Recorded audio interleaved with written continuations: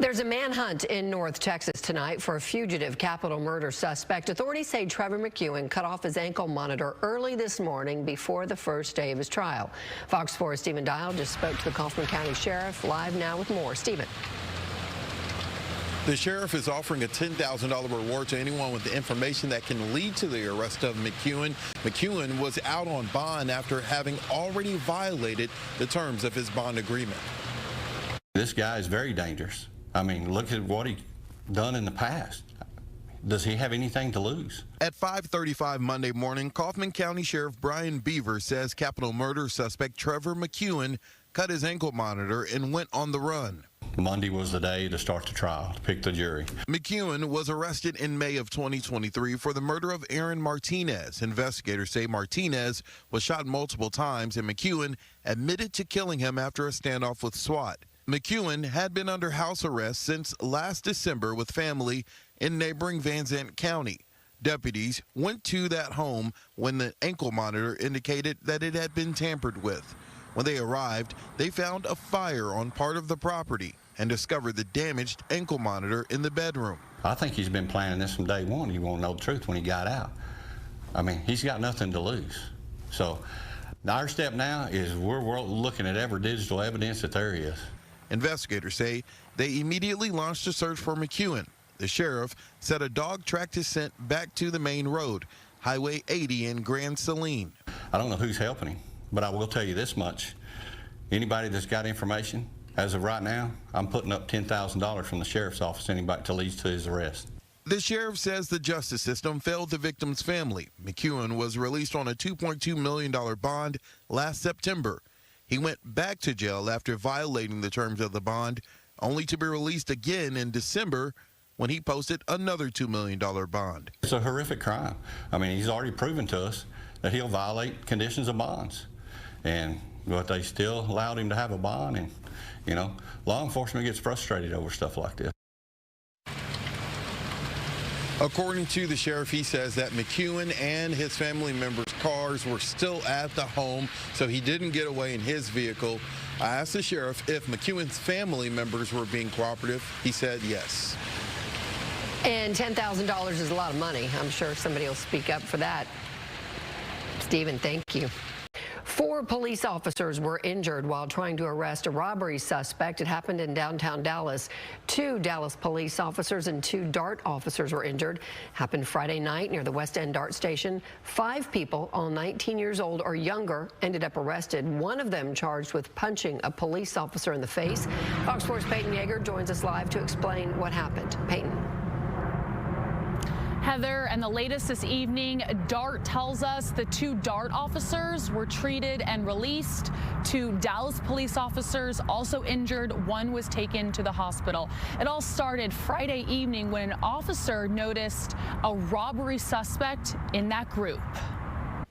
Surveillance video shows what appears to be 19-year-old Kendrick Braxton casually walking, holding a backpack, just moments after investigators say he robbed an East Dallas convenience store. Seconds later, a man exits a truck, unaware of what just took place.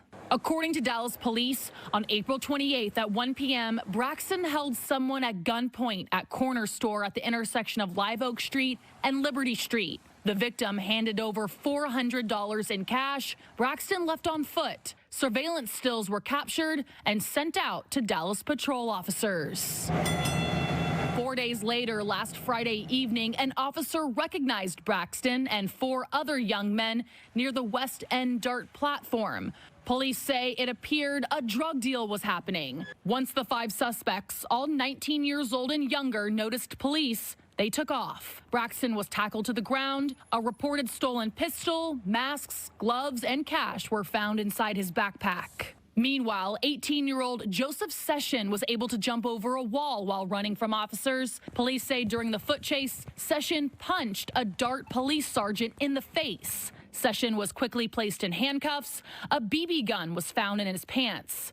According to DART, a second DART officer was also injured. Dallas police tell Fox 4 their officers responded to the assist officers call. During the takedown, 2 Dallas police officers were also injured. One was taken to a nearby hospital. Another DPD officer had minor injuries. All 5 suspects were eventually taken into custody. This includes Braxton, Session, plus 17-year-old Marteus Robinson, 17-year-old Arthur Alexander, and 17-year-old Jalen Mathis. And Heather, back to the East Dallas robbery. We visited the corner store today, and the victim told me off camera the suspect came in on Sunday, the day before the robbery. Thankfully, that victim was not injured during the robbery. Meanwhile, Braxton and Session, both of those teens remain in the Dallas County Jail this evening. Heather?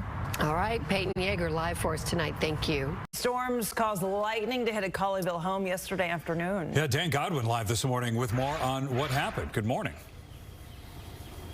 Good morning, Brendan. We have had some heavy rain at times here in Colleyville this morning, but right now the drops are very light.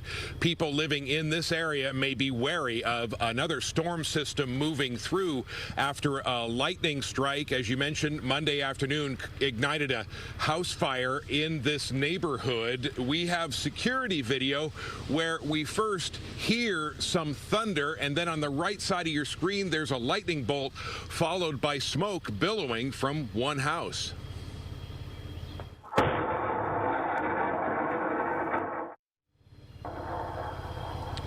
Moments after we see the smoke, then flames appear. According to a fundraising page for the family, this fire, as we mentioned Monday afternoon, was burning on the second floor near 2 children's bedrooms. There was a couple living here with their 2 kids, along with 2 ailing grandparents, a home health care worker also in the home at the time. The family's been displaced. They've been relocated to a hotel until they find long-term rental housing while repairs on the home are completed. This fire happened along 12 Oaks Lane here in Colleyville. There's no word yet of any injuries. Reporting live, Dan Godwin on Good Day. Dan, thanks. This is the time you need the WAP on your phone, giving you information on watches and warnings. You can keep track of the live radar as well. There's a QR code there on your screen. You scan it, you download it. It is free. The Texas Education Agency is warning Fort Worth ISD that it is at risk of a potential state takeover. It comes after the 2023 school accountability ratings were released a few weeks ago, and Fox 4's Paige Ellenberger in the studio with what this might mean moving forward. Paige. Brandon Lauren, the TEA's commissioner, Mike Morath, sent that letter to Fort Worth ISD as one of the district's schools had a failing rating multiple times. After the long-awaited 2023 academic accountability grades were released, Morath says the Leadership Academy at Forest Oak 6th grade has received an unacceptable rating for 5 consecutive years. He says by state law that requires the school to shut down the campus or have the TEA appoint a board to govern the entire district. However, things get tricky because Fort Worth ISD says it has already merged that failing campus with another, a move that was approved by the TEA. The accountability grades were withheld for so long because they were tangled up in a lawsuit filed by Fort Worth ISD and other districts across the state. Fort Worth ISD says it will appeal the preliminary rating. If it is unsuccessful, again, the TEA could come in and appoint a district board or close other campuses. For Good Day, I'm Paige Ellenberger.